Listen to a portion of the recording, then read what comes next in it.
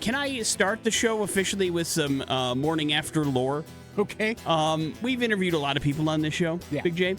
And we've had, I would say, our Too many. fair I share. can't remember them all. Our fair share of awkward interviews. But like, if you had to name like maybe one of the most awkward interviews, do you think you could do it off the top of your head, where both of us were uncomfortable? Yeah, Chris Kattan. Yes.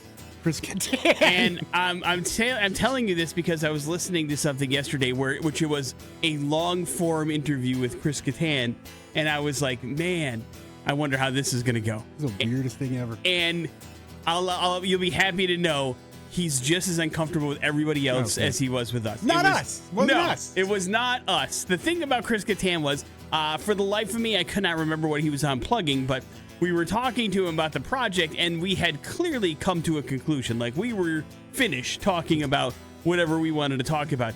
And then Chris just didn't want to go. He's like, hey, so what are you guys up to later today?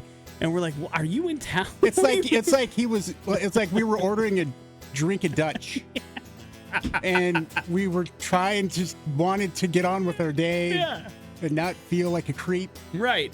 And then he just started asking things about our personal lives. And I mean, it was a little bit weird and uncomfortable. And we both hung up when we hung up the phone, we both looked at each other and were like, that was weird, right?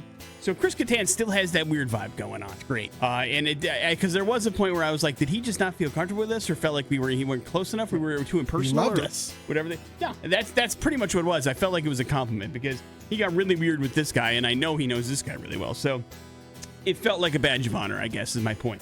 So we no longer have to feel bad about that Chris Kattan interview. Great. The Bijou Phillips interview that we did not air because it was so awful and weird, we can still feel bad about that.